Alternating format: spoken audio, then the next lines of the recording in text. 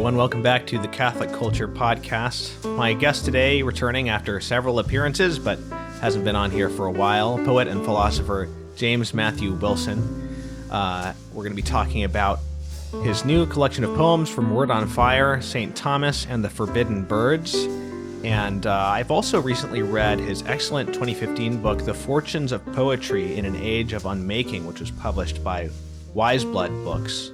I'll also mention he is the co-founder of a Catholic Master of Fine Arts program in creative writing that is at the University of St. Thomas in Houston. So very happy to have him back on. James, welcome back. Yeah, thanks, Thomas. Thanks for having me. Great to see you again. Maybe we can just go ahead and start with the poem, the title poem from this book, if you don't mind. I'll show the cover here. It's very, very nice looking. Yeah, thank you. I'll read the poem and we can talk about it. St. Thomas and the Forbidden Birds. Beyond the window, morning sparrows made their song, as if the whole world's goodness paid its plenty out for them, and them alone. The old saint heard their joy and squelched a moan, as his legs, stiff and heavy still with sleep, arranged themselves beneath his cassocked heap of belly. Where had he left off before? He asked his three amanuenses, more for their sakes, sprightly fingers, sluggish minds, than his. One said, with the forbidden kinds of birds, and what their figures signified for Moses, who charged the eagle's flight with pride. Aquinas sat a moment, mind withdrawn from his mouth's taste of buttered loaves, the dawn without, the wish for more wood in the fire, to clear the froths from stone, or to admire the cool, swift brilliance of all he said, as a swan plumes its white and well-turned head. He spoke. The long-beaked ibis feeds on snakes, to represent the man whom nothing slakes. Feasting upon dead bodies' open gore, the vulture stands for all who thrive through war. When Noah let the raven out to fly, it never did return, to signify such men whose souls are blackened by foul lust, or who unkind won't pay back trust with trust. The plodding puffball ostrich is that which figures all those weighed down with growing rich, and hearing God's call plant their soiled head. Plovers like gossips on stray words are fed. And who, on seeing the gull, does not admire that its bright wings to heaven may aspire, and yet it wastes its hours adrift at sea, gorging on fishy sensuality. The hoopoe builds its nest on heaps of dung, just as despair's eyes view the world all wrong. He paused then, at the thought of earthly sorrows, our sickly past, incarnadine tomorrows, the myriad things that whistle arcane truth to please old minds and to instruct raw youth, and bore down on his broken knees to pray for such a world that had so much to say. Do you think that there's a poetry in that work of allegorical interpretation of Scripture? Yes and no. It's in the sense of being reducible to poetry, no.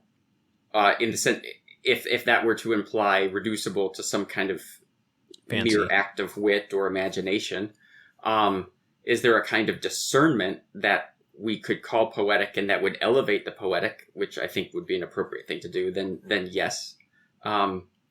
What's so marvelous about these moments in this poem is, of course, they come straight from Aquinas' own spiritual interpretation of the Mosaic Law in the Summa.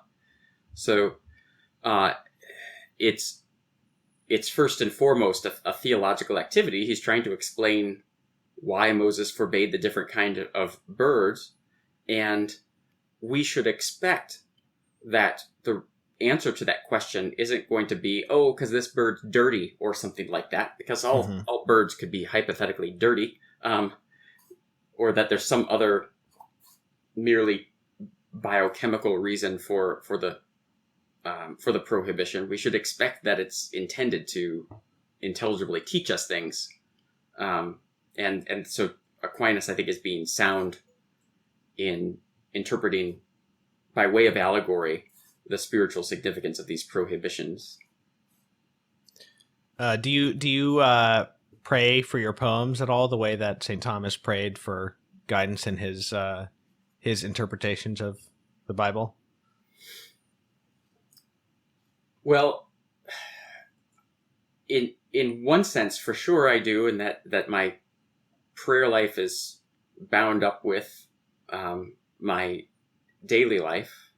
I used to say Thomas's prayer before study, before sitting down to do any kind of work, and I still say that prayer often with my MFA students before we begin our seminar discussions.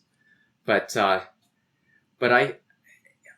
think it would be very hard for me to say I do anything regularly when it comes to writing, because oftentimes when I sit down to write, it's being pulled suddenly and without anticipation to the time to write. Now, just to say what that means exactly, it's oftentimes, whether it's a poem or an essay or a review, sometimes it's days, sometimes it's weeks, sometimes it's years that I'll have a thought waiting to be paired with another thought. And when that second thought comes, I often have to race and get to the desk and just begin to work. So, right. So whether I'm not calling on inspiration very often by way of prayer, I'm just praying to God for forgiveness and to praise Him. But I'm often grateful when it feels like I've been moved by God to write. Right. Well, that's interesting, because we talk about works of art as being sort of an integral whole. Mm-hmm. But in fact, it does happen that inspiration can happen in bits and pieces across years and years. I mean, I know that composers write down a little snippet of melody that may occur to them, and then maybe get, the harmony much later, or they might get, other parts of themes much later, and find it may take years and years before they find the right piece to put that little sequence of notes in. Mm-hmm. And same with poems. So it's interesting how that eventually gets integrated into something that feels like it's all of a piece and all of a moment. Well, just to think about that for 1 second, the first interview we ever did was of the long poem, The River of the Immaculate Conception, which had as its occasion and genuine subject matter commemorating Frank LaRocca's Mass of the Americas. Right. But there are aspects of that poem that I had wanted to write as a poem from as early as 2007. When I first visited the mission at San Xavier del Bac, Dana Gioia had just sent me a draft of his poem, The Angel with a Broken Wing. And here I was at the mission looking at some of the santos that he's describing in that poem. And I had wanted to contemplate what it meant, this ascent of the Spanish missions up from the south towards the north, forming a vertical axis to the horizontal axis, of the Anglo-American pioneer movement across the continent. And yet no poem ever came, even though I said I want to write about this. I even had notes for it, but it sat for years. And years later again, I probably 4 years later, 2011, 2012, I had wanted to get a hold of the history textbook that we used in 4th grade at St. Thomas Aquinas School to learn about the French settlement in North America, and to recover that Catholic story of Father Marquette and the other Jesuit missionaries to the Americas. And yet nothing came of that. And so when I heard LaRocca's Mass, it took about 5 seconds for me to know that those inspirations that had proven for the time being inert of more than a decade before suddenly had found their form and were ready to be written. So yes, years and years. Yeah. This poem, it's I've gotten to tell this anecdote a number of times, just because this poem is one I've gotten to read aloud quite a few times in the last few months. This poem began with my just routine morning prayer, then reading of the Summa, which is something that when I have my wits about me is something I do as a daily practice. Though sometimes Aquinas drifts out of circulation for a while, and then I bring him back into my routine. But I had just finished morning prayer, was reading the Summa, and when I saw how good Aquinas's language was on these birds, I said, I just want to put these into heroic couplets. And so I copied out what Aquinas had said in the Summa, so I could have it before me on the desk, and just began making couplets of the different passages that caught my attention. And I thought, I wasn't sure that I was going to write a poem. I just wanted to put them in heroic couplets. I just wanted to versify Aquinas, and that was it. But by the time I'd done that, I could see him in his act of dictation to his amanuenses, something I'd learned quite a bit about from a friend of mine from Notre Dame who specialized in the paleography of Aquinas, and told me that he spoke to 3 amanuenses at a time. And I could just feel this great act of petitionary prayer as Aquinas got down on his knees, thinking of the suffering of the world that had so much to say, and the poem was done. So great. It's a case where I didn't even set out really to write a poem, but the poem came, and when it came with such a joy of gift that it instantly became one of my personal favorite poems, and I knew I was going to name a book after it. Yeah, that's great. How did you come to publish this with Word on Fire? Well, that's sort of a complicated question. I think the only thing that would be interesting for most of your listeners to hear is that Word on Fire had been moving towards entering into publishing not just theology and theological and apologetic books, but to have a literary imprint within their press. Right. And happily, someone from there wrote me just at the time when I was beginning to look for a publisher for the book. And so I'm pretty thrilled to not only to have published this book with them, but to have it be their first effort in this expansion into contemporary Catholic literature, which they're planning to invest a great deal in the years ahead. That's great. Well, yeah, I mean, they've been publishing a lot of good stuff in their academic imprint. I mean, Holly Ordway's books, the Gerard Manley Hopkins collection, and also their book on the Vatican film list. So, yeah, it seems like they're moving into some interesting cultural terrain with some of their recent publishing efforts. Let me maybe ask if you can read another poem, if you don't mind. Could you read Self-Possession? Oh, I'd love to, yes. I'll just say by way of preface, we have the book has a series of epigraphs that I hope are sort of orienting constellations for the shape of the book and the meaning of the book as a whole. It's intended to be, of course, a collection of poems, so any one poem can be read in isolation, and I certainly didn't want the poems to unfold in a sequential way where we were moving from one point to another and that alone. But I did want the book to have an organic form and to constitute a whole bigger than the sum of its parts. And so the epigraph at the very beginning of the book, I think is helpful for readers. First, from an early poem by Adrian Rich, we have these 3 lines. Form is the ultimate gift that love can offer, the vital union of necessity with all that we desire, all that we suffer. And then from the Gospel of Luke, in the Douay Rheims translation, the Son of Man, when he cometh, shall he find, thank you, faith on earth?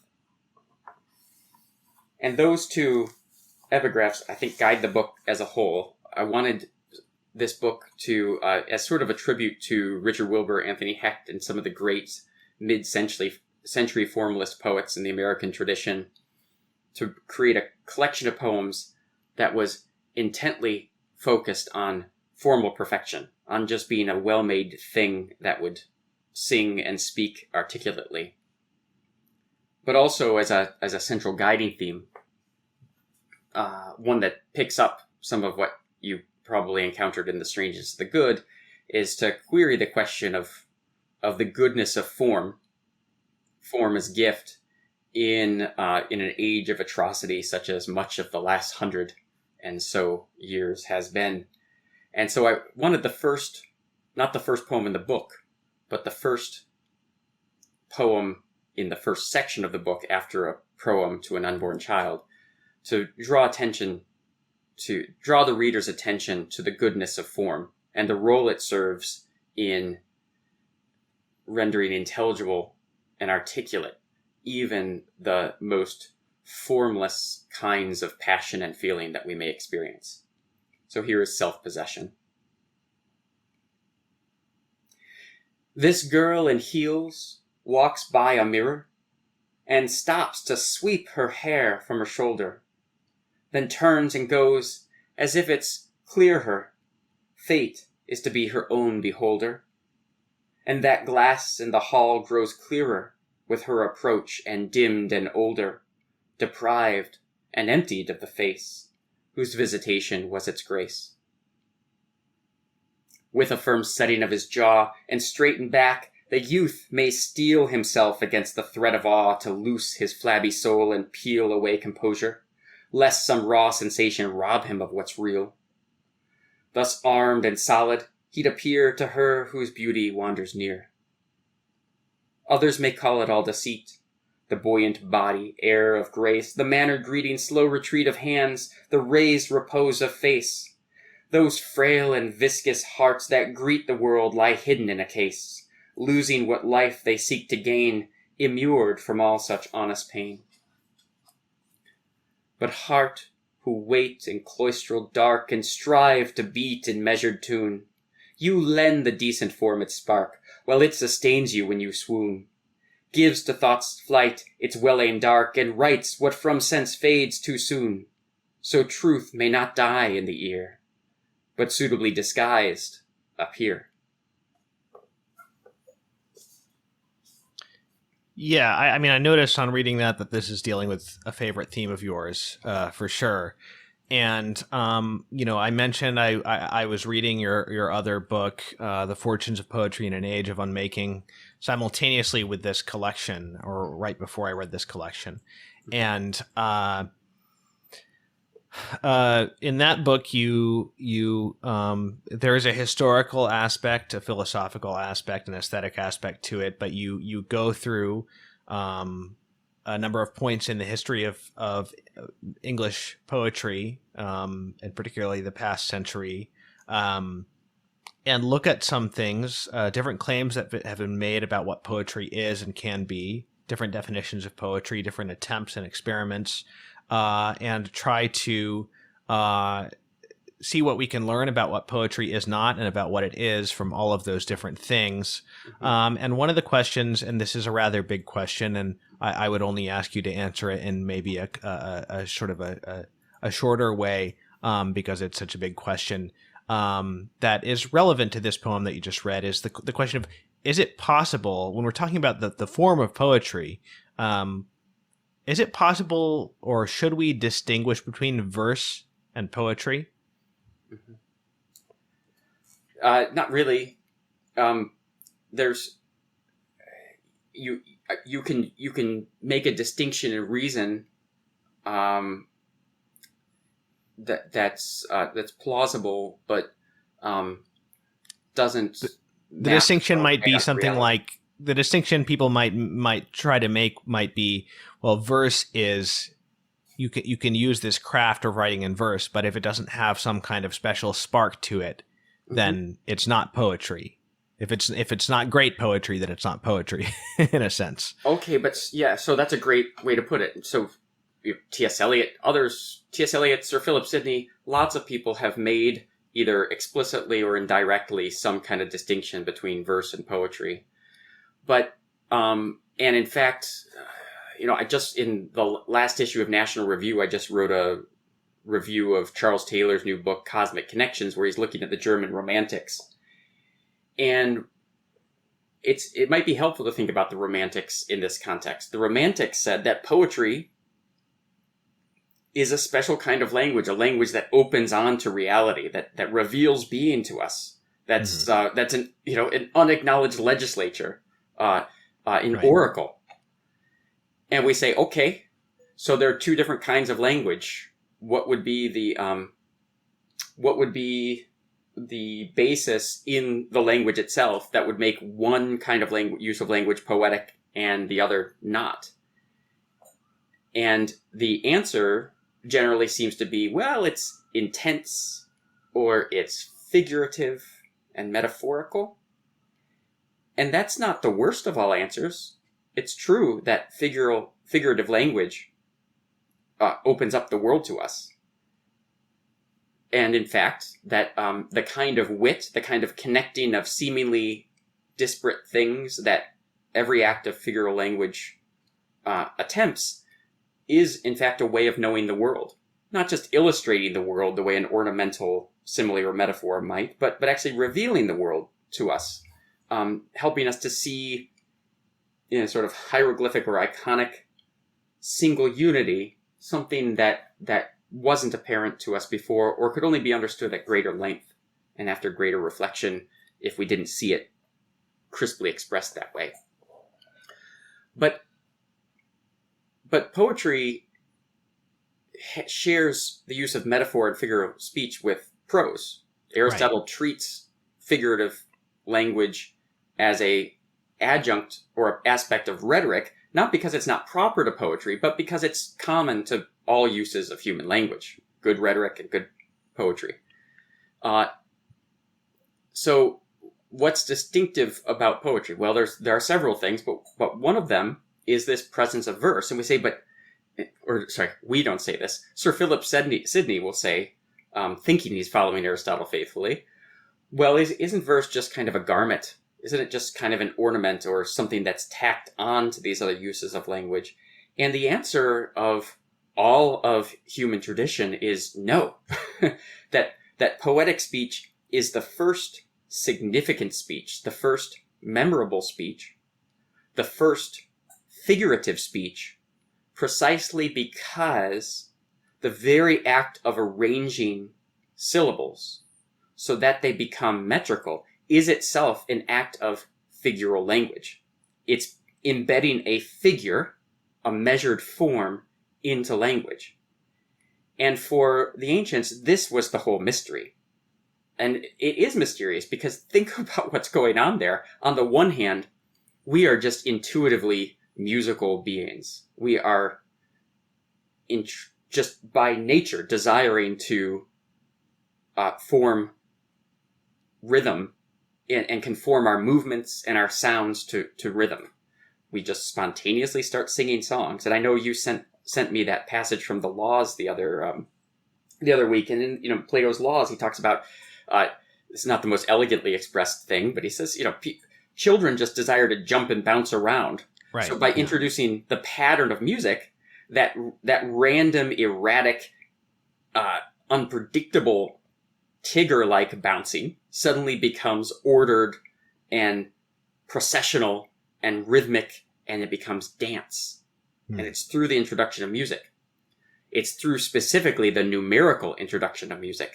That is to say, the measuring of rhythm and melody. So also in speech, the measuring of syllables, the measure of rhythm through meter. That's where the mystery begins, precisely because, on the one hand, there's something deeply instinctive, intuitive, and mesmerizing about ordered rhythm. But there's also something consummately intellectual, mathematical, and fully human and artificial about that imposition of measure on our words. And in fact, words themselves are artificial, right? So to have ordered, rhythmic, metrical speech is, on the one hand, part of the artifice of the speech that we create, but it's natural to human beings to speak words. It's natural to human beings to sing and dance. But it's artificial to bring the order that makes it possible to do so. And so we're at this boundary line, or really this mutual immersion of art and nature, of instinct and intellect, of what we do and the things that we're inspired to do by God every time we encounter poetic meter. And so I just think this answers much more satisfactorily than the romantic idea of metaphor. What makes poetry poetry? What makes it an art form? It's at the level of verse. Now, I've gone on a little bit long here, but let me just offer one quick observation. Let's say, as is very easy to do, we read one poem in good verse and another poem in good verse, and we see that one is profound and powerful, and the other is not very interesting. Well, depending on the poem, we would still want to call them both poems, and chances are the artist who's made the less interesting poem nonetheless may have done some somewhat profound things just by the ordering of language. Creating a certain kind of perceptivity through how he expressed things. And that's what, that was Alexander Pope's highest aspiration when he said, "True wit is nature to advantage dressed, what oft was thought but ne'er so well expressed." Just the expression itself is a reconfiguring of our perception of reality. So even if the thought's not that profound, we might see it for the first time because it's well expressed. Or even if it's profound, it may be profound, but it may be very prosaic in its image. It may be abstract, it may be not metaphorical, but still when you measure it, it still takes on a certain greater or heightened order. And some poetry is just not good poetry. And people want to decry it by saying, well, it's verse, but it's not poetry. That was the idea in T.S. Eliot. But I don't, where did C.S. Lewis say this? That we have to stop using Christian as a term of praise. Right? You're a good Christian, or that's Christian of you. That's good of you, we say. But in fact, a Christian is defined by an act of faith, by an assent to the truth. Right. And the world is full of good and bad Christians. Well, the world is full of good and bad poems, but they're still poems.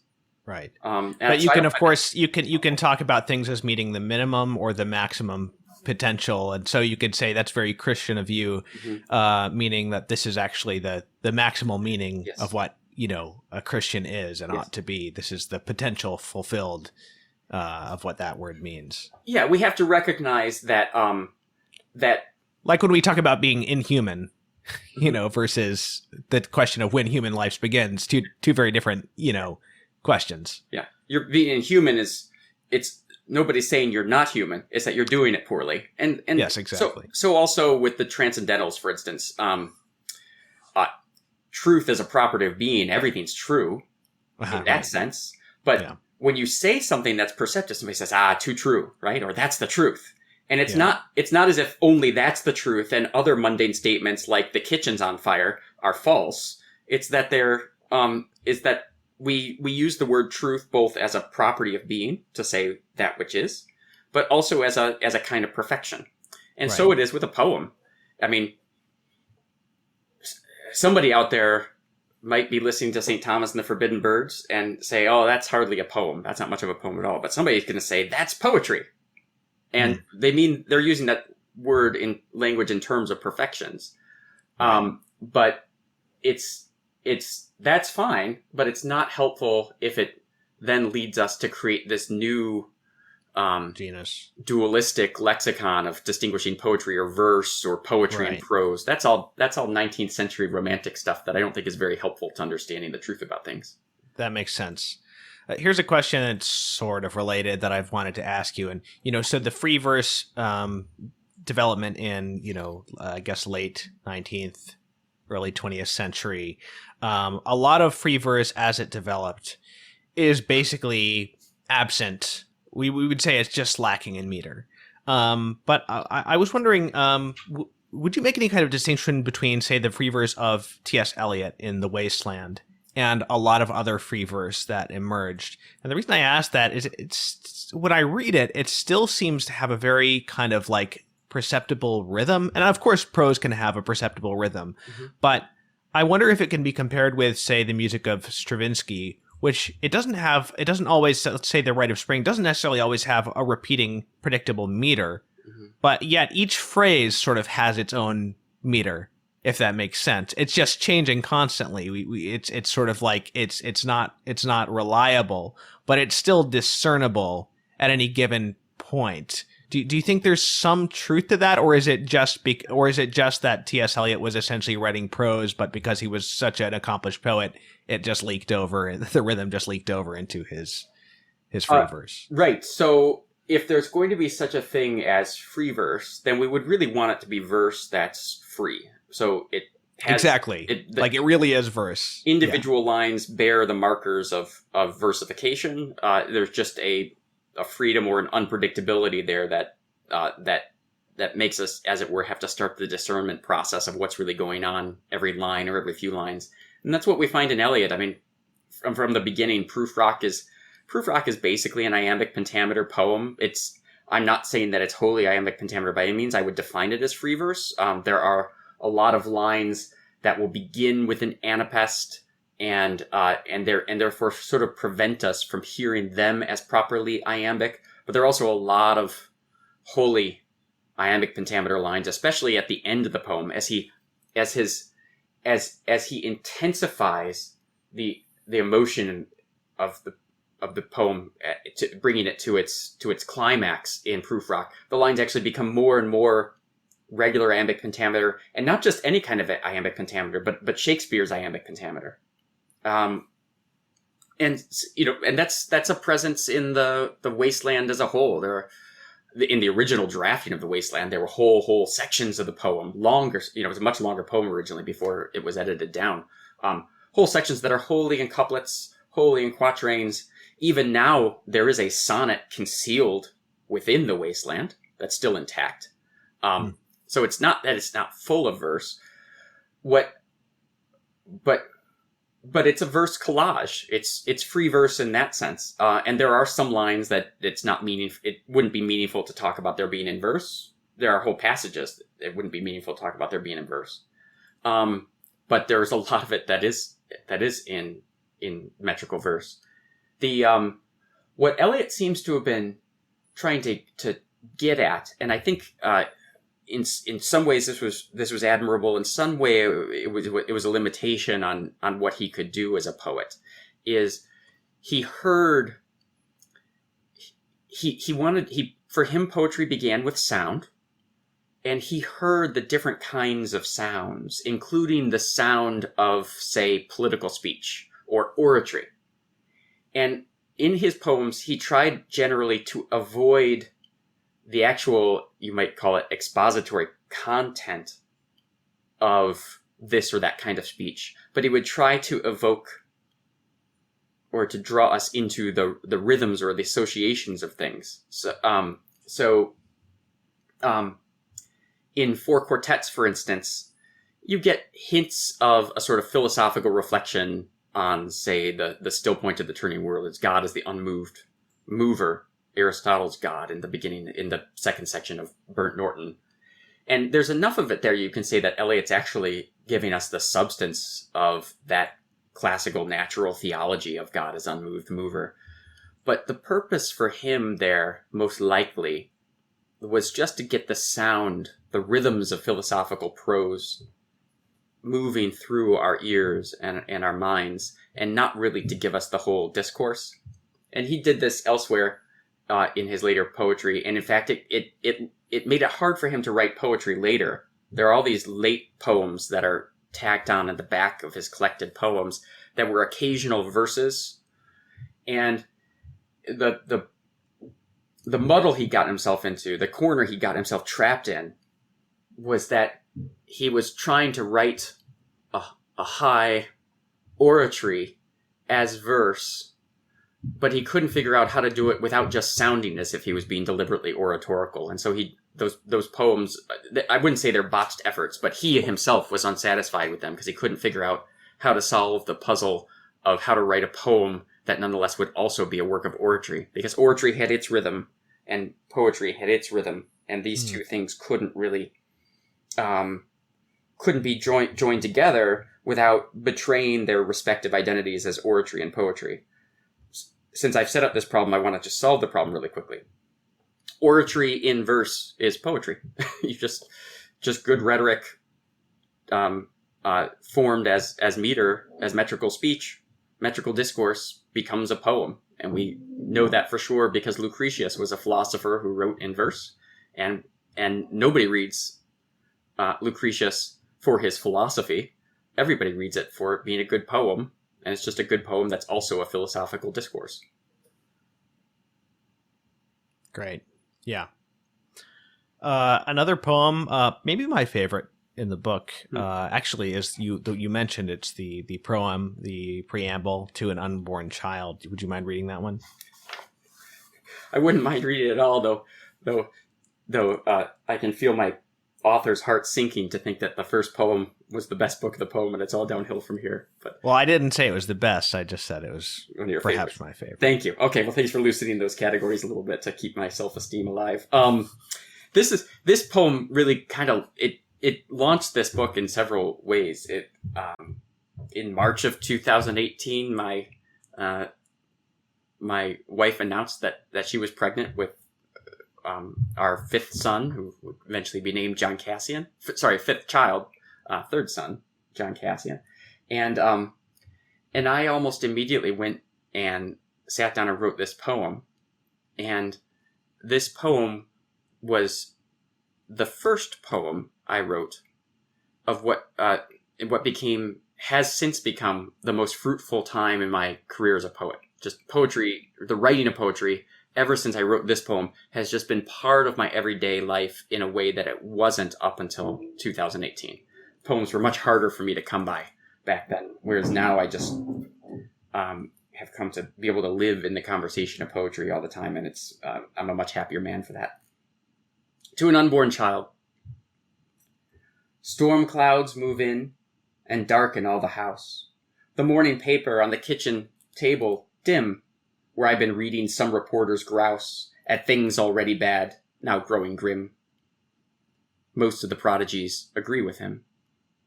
I rise to light a lamp and hear the thunder and watch the first drops thudding on the lawn. Your mother joins me. Here we stand in wonder between the hour that marks your life's first dawn and that one still obscure we're counting on. Yeah, obviously an appropriate, prelude to a period of poetic fecundity and to a book of poems. I wanted to ask a bit about another formal question, and this poem, like much of your work, is in iambic pentameter, and much of, obviously, a great deal of English poetry. Mm-hmm. Can you say a little bit about your argument for why iambic pentameter is natural, a very natural, perhaps the most natural meter for English? Yes. So when people talk about verse and scansion and prosody, and by people, I don't just mean your English teacher or the average person. I mean also some of the 20th century's best poets in English. They often talk in dualistic terms, as if there were meter, and that's one kind of rhythm, and then speech rhythm, and that these two irreconcilable or disparate things are brought together by force in the act of writing a poem. But that's not a accurate description of what verse has been historically or what it does. Every prosody, that is to say, every form of meter or measurement in every language, looks to one or the other prominent morphological features of the language, structural features of the language, and brings those things to order to make verse. So in English, unless we're talking in a complete, deadly, robotic monotone, we all stress, in an irregular pattern, alternate stressed and unstressed syllables, or relatively stressed and unstressed syllables. We say saxophone, stress, unstress, stress. We say trumpet, stress, unstress. We say Timothy. There we go. Stress, unstressed, stress. You don't say Timothy, which would be wrenching the stress of the words. The semi-regular alteration of relative stress and relative unstressed syllables is just a feature of our language, even in the most minute things like into. In and to, such small little particulate of words, and yet there's more stress usually on into, although some people say into. And both are actually historically acceptable pronunciations, but in no case, it's either into or into. That is to say, even in this small little word, there's a choice to be made between how it's stressed. And we make those choices routinely just as native speakers of English, speaking our words. We don't even think about it. We just do it. All meter does is take that natural property of the language and brings it into regular order, so that instead of irregular up and down movements, we just have a slightly more regularized one. Ba-bum, ba-bum, ba-bum, ba-bum. Now, the meter I just played out there would be an iambic tetrameter, and in much, not to say all of our music, from the simplest children's song to sacred hymns of the church to folk songs and ballads to popular rock music and pop music, most of that work will have something like a 4-beat line. Right? So, let all mortal flesh keep silence. Bum, bum, bum, bum, bum, bum, bum, bum. There's a tetrameter, okay? There's one. Or Amazing Grace, how sweet the sound. An even easier one to hear. It's a ballad measure. Right. Okay? So, when we hear units of 4, we tend to hear a musical structure. And so all the poetic forms that are either in units of 4 and 3 or some combination thereof per line, 4 stresses, 3 stresses per line, or in a ballad meter you combine the 4. Because I could not stop for death, he kindly stopped for me. The carriage held but just ourselves in immortality. That's not how you want to pronounce it to make the poem sound good, but it is how you want to pronounce it if you want to emphasize the meter. Right.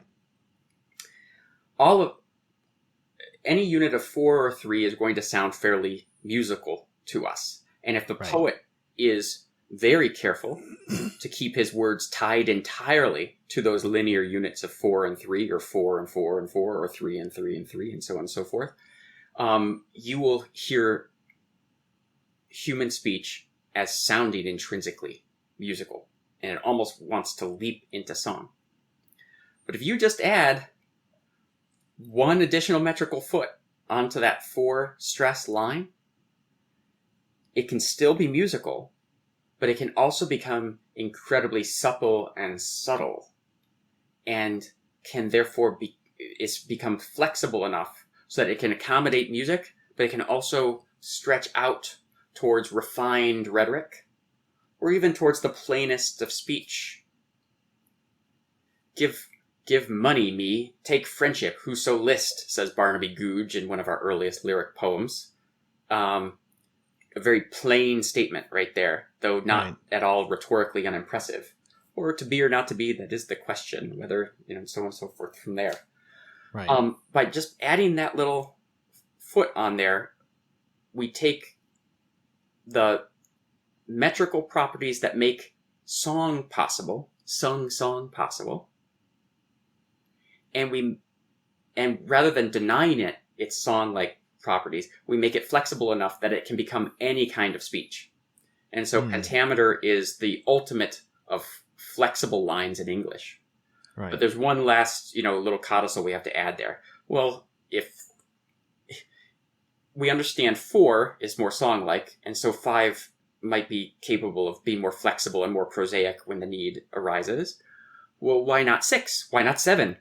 Right. As soon as you get to 6, it becomes possible to split the line down the middle with a pause, and then you have units of 3 and 3, so you're back where you started again. You can't break a 10-syllable line evenly in iambic pentameter, because if you break the 10 syllables right down the middle, one half of the line will have 3 stresses, and the other half will have 2, even if they have the same number of syllables. And so the pentameter line is sort of maximally flexible without ever tempting us to fall into a certain kind of monotony or repetition that we hadn't anticipated. You can make it repetitions, and rhythmic, and that's good. Can be a good thing to do, but it doesn't. Structurally, it's not conducive to that. Right. Yeah. And I might have said that the purely accent based rather than number of syllable based, tradition of Anglo-Saxon and Middle English verse is more native to English. But you made a good case in The Fortunes of Poetry that it's this ability to that this is, even though it's brought in from other continental European languages, the syllable number based verse combined with the accent is natural to English because it allows for this. I guess is it that you think it allows for a greater what do you think the syllable count unlocks? Not specifically iambic pentameter, but when added to purely accentual verse. Even though it comes from other languages, unlocks something that's native to English. Yes, it does. Yes. So first of all, it's native to English to alternate stressed syllables. And as you say, Anglo-Saxon verse with its rough rim ram, as Chaucer put it, highlights the accented syllables. There are several things that iambic pentameter, or just the iambic line, brings to English verse that a purely accentual line that's only attending to accents and not to accent and syllable count simultaneously. There are several things it brings. One of them is this. It's the purpose of verse to be a medium. And a medium, typically, is better the more it can serve as medium for. So, in other words, if I want to look at the world through a lens, I want a clear lens so that all colors will come through it. If I have a rose-tinted lens, then only some bandwidths of light are capable of coming through. The medium of the lens is limited in what it can show me. It's going to give everything a pink hue. Okay? And so I won't be perceptive of some colors, and some colors will be distorted. Accentual meter, even though it sounds as if it would be more flexible, because it's only counting accents, in fact is less flexible, and it's less flexible in two respects. First of all, it sounds harsher to our ears. And so it's especially good at expressing harsh sounding things. It has a certain Germanic guttural quality to it. And so there are certain kinds of softer expression that it's incapable of speaking. Mm-hmm. The other thing is this. If you were working in a purely accentual line, then you have to be careful to make sure that your reader can hear where the accents are, because the unstressed syllables aren't doing any of the work for you. In an iambic line, on the other hand, even a very lightly stressed syllable can still be counted as one of the stressed syllables. So as in into. That would be a very light iamb right there. But it would count for stress. And so poets who work in accentual meters, either all the time or some of the time, actually have to be careful to make sure that their stresses are always falling on sort of weight-bearing words, as opposed to the greater flexibility that iambic pentameter allows us, or iambic measure in general allows us, where even lightly stressed words can still count as an ictus, a metrical stress. I was reflecting on this just the other day because I've been spending the last several months rereading my favorite poet of the 20th century, Richard Wilbur's poems. And Wilbur loved to experiment in purely accentual meters. There are two famous poems of his, one called Junk, one called Lilies, are both written in imitation Anglo-Saxon alliterative verse, but he has all kinds of other well-known poems that are counting accents but not metrical feet. His most famous poem, Love Calls Us to the Things of This World, for instance, is a blank accentual pentameter poem. And then another poem of his that's highly regarded by a broad readership is one called The Writer, where he writes in an accentual units of lines of 3, 5, 3 without any rhyme. to guided poems that's also blank. And those are great poems, but Wilbur has to do things in those poems that he might have been disinclined to do with a more flexible meter, including that all the stresses fall on nouns and verbs, because otherwise the reader just won't hear them. Whereas in pentameter, any light stress, any stress, however light, can possibly serve as a metrical stress for the purposes of making the line. And so that allows you to say all kinds of things that you just can't say in accentual verse. Right. It's a pure medium. It doesn't impose substance on you. I would have said that Anglo-Saxon verse had a sort of like a virile vigor to it, you know. Yeah. But now that you say it, I can see how the accents, because they're less regular, have a more violent kind of feel to them, more like a riding on a bumpy, you know, a wagon on a bumpy road or something. It's sort of like bum ba da da bum ba bum ba da bum, you know, kind of like it. They don't come on exact beats necessarily.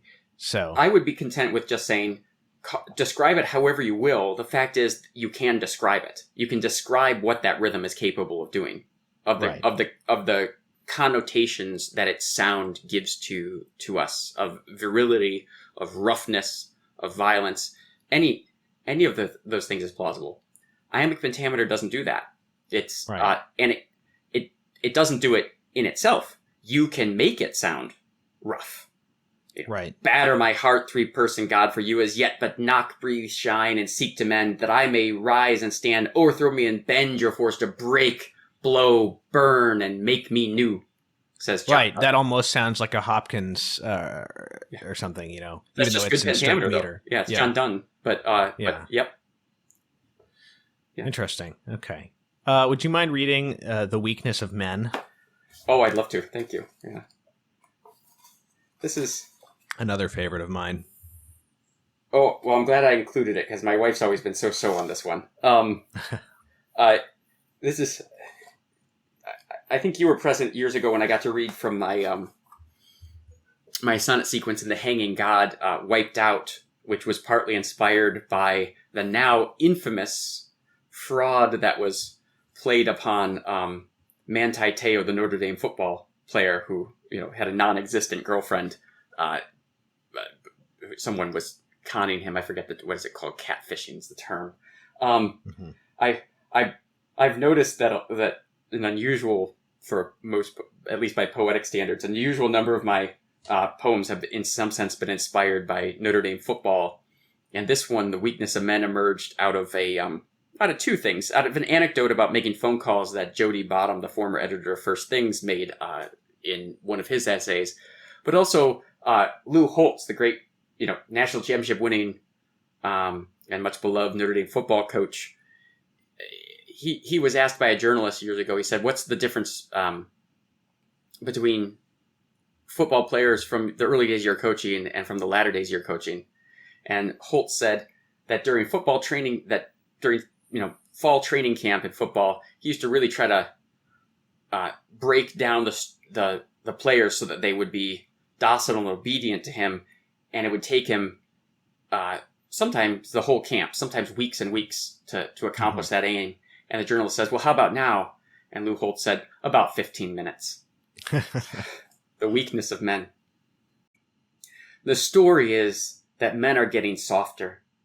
They break down sobbing, hide a face beneath a towel after they've been benched, as if a private room of terry cloth could shut out our contempt. They say that some men are afraid to lift a phone, to call the drugstore and ask the hours of the pharmacy. They'll sit there, sunk upon the couch, and wait for someone else to do it out of pity. As Shakespeare must have known, or his Iago would never have pursued his jealousies with such an anxious indirection, nor his Edmund boast such God-defying strength, only to try some good at his last whimper. The feeble and ambitious are the same. The one man seem most furious for glory and stand above the bloody corpse he's vanquished is no sign he won't cower in address. I think back half a lifetime, when I sat at work each day in a small cubicle, waiting for some superior to ask if I would type a contract, make some copies, or maybe nudge the office fern near sunlight. Between us, we knew what I had been asked was servile, unimportant, even shameful, such that my betters would avert their eyes and hasten back behind an oaken door. It didn't help that some thought I was smart and asked for summaries of the books I read at lunch while eating in the conference room. One man who was a serious Jew would quiz me of my knowledge of his people's faith. So glad for the excuse to talk of it, and yet suspicious too I'd cribbed my answers or feigned my interest just to get ahead. But silently, we both knew that was futile. One day he mentioned he had written poems, their subject being the mysteries of God disclosed to those who braved their circumcisions. He longed that they at last be read by someone. He even brought them, locked in his worn briefcase, and stood before me, wetting waxen lips, clutching the precious weight against his thigh. But that was it. Once we faced one another, fear I'd dislike or steal them pulled him back. His face came back to me a few years later. When intern for a little magazine, it was my job to open the submissions and stack the cover letters with their poems or stories for the editors to read. And letter after letter said the same. These are great poems. I know that you will love them. It's so important they be published soon, so please write back and tell me they've arrived. Insistence, bolstered by uncertainty, the authors seemed as equally convinced of their great genius as their impotence to make us see it. A great world's new birth lay waiting in their verse, they seemed to say, though just beneath the paper's zealous flutter they'd sigh, one more rejection and I quit. There is a reason that the natural law says none may serve as judge in his own cause. All men are made of glass. They pass through life, knowing an hour comes when they'll be shattered. But yes, there was a time when guile or cunning could better hide from others what we now conceal by both self-flattery and silence from just ourselves. Old tales of tragic courage, founded in weakness, gradually give way to news reports of young men paled to ghosts who live in haunted terror of lost pride. Yeah, that's a good one. I've been reading an anthology of English poetry going from about 1500 through The Wasteland, starting with Thomas Wyatt. Mm-hmm. And I've noticed that it seems to me, I'm well into the 19th century at this point, but it seems to me that the range of subjects for lyric verse get broader as time goes on. Do you think that's the case? Oh, yes. Yes. The great poet and critic Ivor Winters discusses this, never at satisfactory length, alas, but he was one of the figures who really explored this. And in fact, I've been meaning to elaborate on his argument for a couple of years in an essay on poetic subjects. But most lyric poems, in one sense, is specifically to the lyric. Most lyric poems have historically as their subject romantic love, acts of martial valor, or heroic virtue, and that's I think Dante's trinity of poetic subjects. Right. And certainly in the early modern centuries of lyric poetry, so the age out of which emerge Sir Thomas Wyatt, as you mentioned, and Shakespeare, what a lyric poem could be about is relatively constrained. There are plenty of outliers, but in general, it's going to be statement of either wit in an epigram, statement of romantic or divine love in a lyric, there's a handful of other additional subjects that would be widely practiced. But you could actually imagine would be a big one. Drawing the circle and say around those number of subjects, to say this is all the poetry is about. But at the turn of the 20th century, in what Ivor Winters will call an aspect of the post-symbolist method, there was just a broadening of poetic subject matter, and that's for a number of reasons. First of all, it had already been broadened significantly with the Romantics and their turn to natural description as good in itself, and right. Subjective reflection and the birth of a poet's mind, to think back to Wordsworth, for instance.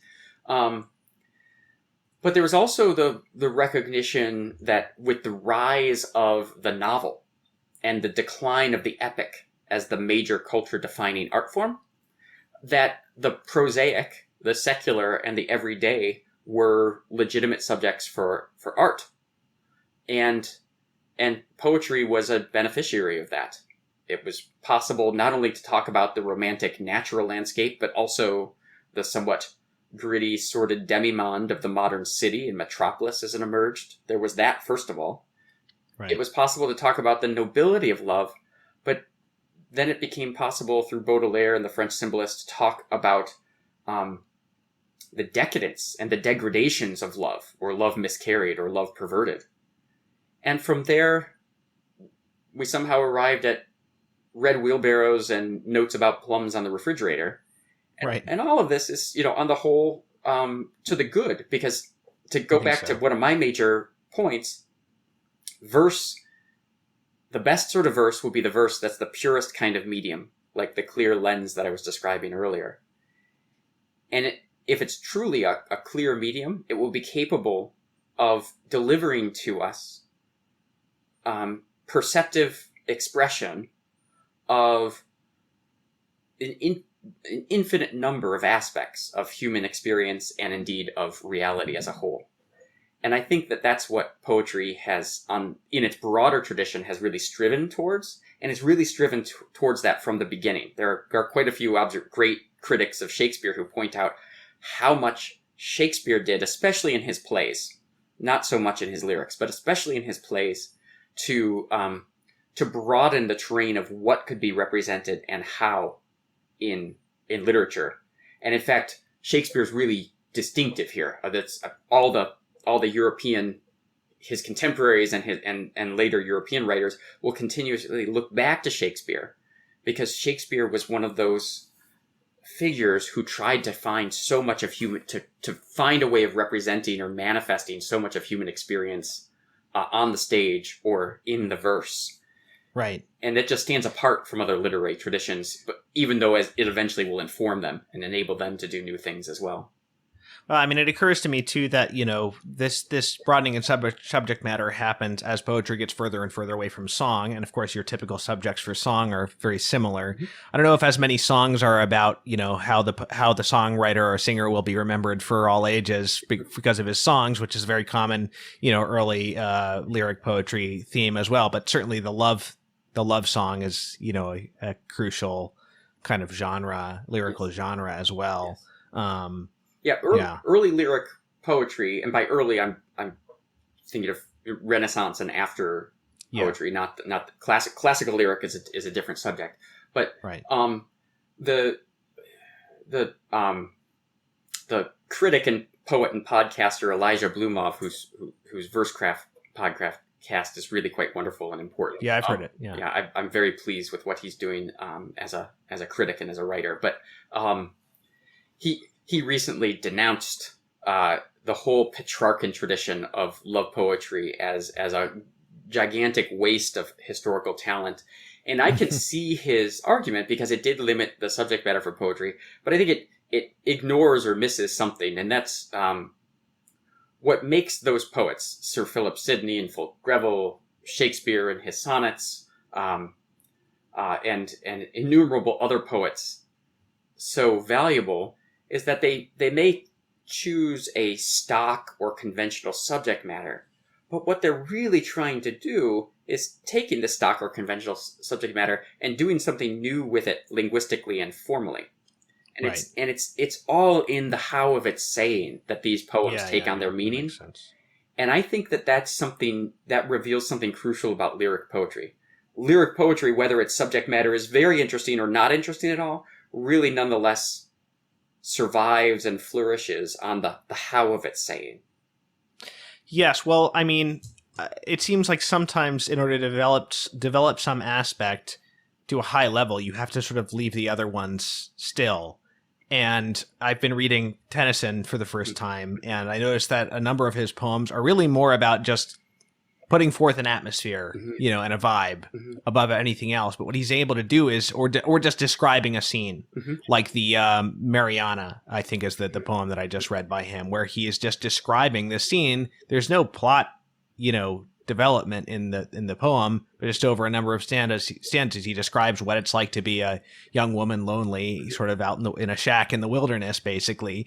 And I just thought that he develops the language and the tone and the descriptive power in such a vivid way that it's sort of okay that he's left, he's not doing that much more with it than just sort of describe it in a very vivid way. I know I could be wrong. That could be a reductive reading of it, but that was my impression, is that he's setting these other things sort of to the side so that he can focus on this really drawn out description. Certainly in a lot of his poems, and especially the popular ballads and lyrics that were often recited in his lifetime, I think that's true. Tennyson is, I think it's a testimony to his greatness that he has overcome and triumphed over the efforts to bury his reputation, including T.S. Eliot, who greatly loved Tennyson, even his efforts to bury Tennyson. I just said a few moments ago that Ivor Winters claimed that the post-symbolist method that involved the great expansion of subject matter for poetry, but the Victorians were, some of them, especially Tennyson, were good at expanding the subject matter for poetry in different ways. Yeah. The example I would hold forth, rather than the individual shorter lyrics, though those are often really wonderful, is one of Tennyson's two great ambitious long poems, and that's In Memoriam, which is a series of elegies for Arthur Hallam, his dear friend, and in that sense it's conventional subject matter. They're elegies for a deceased youth, someone killed too soon, who's died too soon. All that's stock or conventional, as it were. But that sequence becomes an occasion in Tennyson's hands for a very anguished, in some ways typically Victorian, wrestling with the great questions of the worth of human life, the structure of nature and the cosmos, and the presence or absence of God from the world. And in fact, one of its great themes is that he has to wrestle or grapple with all of those questions in a culture that's been rendered relatively superficial, and so has lost the vocabulary to talk seriously about these things. And all of that's just an incredible artistic achievement, even though it's purely conventional. I'll conclude with this on Tennyson. We could say something similar of the Idylls of the King, these great narrative chapters from the life of King Arthur. Someone looks at them and says, look at this, well, Eliot would have said this, look at this rehash of Thomas Malory, this attempt to just nostalgically look back to the Middle Ages the way Keats would do in early Romanticism, or in the days of the Romantics, and create poetry purely out of a sort of sentimental and nostalgic vision. Well, first of all, sentiment and nostalgia have their own place and virtues, but actually Tennyson took the sentimental, the nostalgic, and the romantic, and the chivalric, and really made them anew into one of the great narrative poems about the anguish of man's fate and the possibility of any historical achievement as an enduring one. And in that sense, expanded the range of the subject matter of poetry, even as he seemed as if he was being very conventional or even backward in his choice of subjects. Do you have time for one more question? Oh, yeah, sure. Something else, we were talking about the development of verse forms in English, and something else that developed in the West uniquely, more generally, is comparable to the development of music in the West, because in music, harmony is a uniquely Western, functional harmony, as we call it, is a uniquely Western development, Western Christian civilization development. And you talk about in the Fortunes of Poetry in the Age of Unmaking, you talk briefly about rhyme as perhaps having Christian origins. Mm-hmm. So, so apparently rhyme is not a part of other poetic traditions outside of the West. Is that the case? No, in the East, Chinese poetry has rhyme. And Japanese may as well. I'm naturally getting all of this at secondhand, even though I actually was taught Chinese prosody in school, just so I could at least understand the principles of it, even though I can't perceive them because I don't have the language. In the classical poetries in Latin, ancient Greek and Latin, there's nothing called, there's no use of end rhyme. Their poetry is constructed out of meter and quantitative meter specifically, so a very sturdy, you might say objectively discernible meter that anyone can count and calculate as long as they understand the principles of the language. But and within that tradition, on the side of rhetoric, of figures of speech, the ancients have the idea of homoteleuton, probably mispronouncing that, can never keep it in my head, but homoteleuton is just the repetition of end sounds in a word that might be used within a sentence of a speech or within a line of verse. But it's the equivalent of when we say something like, "What's the action, Jackson?" It's a little isolated expression that you're not going to repeat later. All right. Sometime in late Latin antiquity, as we're approaching the beginning of early medieval Latin, you might say, we see in the 4th and 5th century end rhyme emerging in the use of the Latin language, and specifically in Christian hymns. And so I don't know enough to make a hard argument that rhyme in the West is a product of Christian... Well, it's certainly a product of Christian civilization. Whether it's a specifically Christian product of Christian civilization, others have made that argument. I'm prepared only to say it's certainly possible. But it does speak so wonderfully to something distinctive about poetry in English and the other modern languages, including the Romance languages. And that is to the classical structuring feature of meter, though English meter is very different from Latin and Greek meter, but to the structuring principle of meter, of iambic meter. We add this regular use of end rhyme. Our first English poets were insecure about this. They thought rhyme was a sign of barbaric decadence rather than further refinement. But in fact, I think it speaks wonderfully to that Catholic vision of classical order, of a sound natural reason that can perceive meter, and then that supervening and supernatural order of grace that crowns the end of every line of a good lyric poem.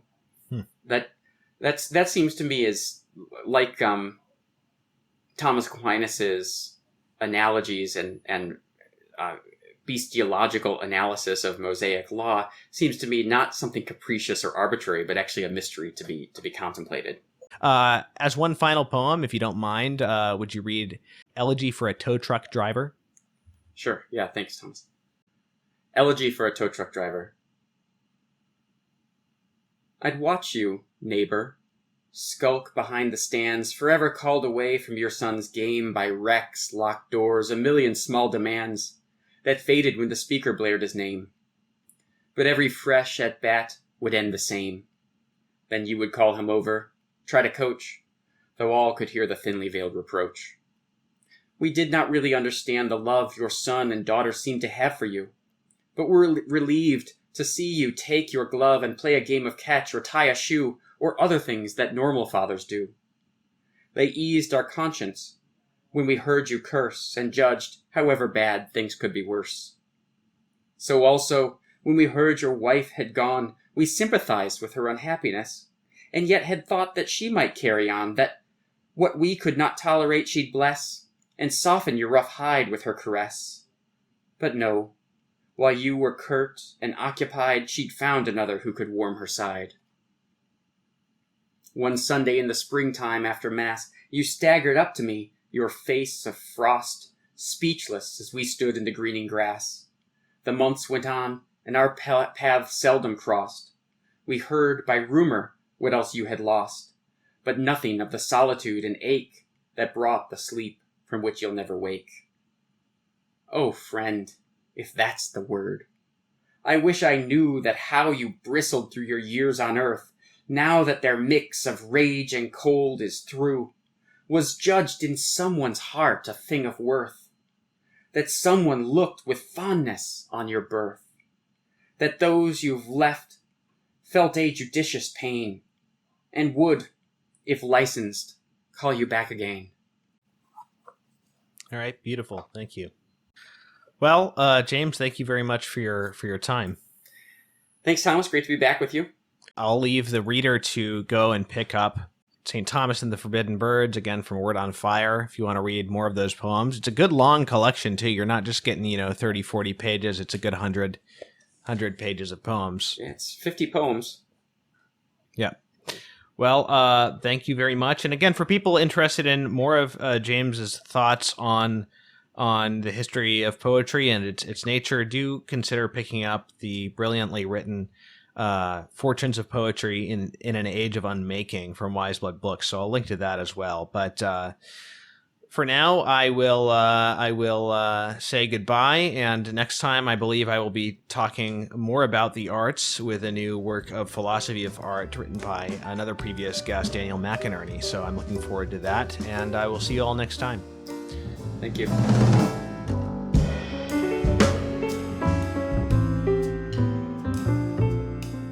The Catholic Culture Podcast is a production of CatholicCulture.org. Check out our other podcasts, including Way of the Fathers, an early church history podcast hosted by Jim Papandrea, Catholic Culture audiobooks bringing to life classic Catholic writings, and Criteria, the Catholic Film Podcast, featuring deep analysis of great films from a Catholic perspective. You'll find all of this, as well as Catholic news, commentary, liturgical year resources, and much more at CatholicCulture.org.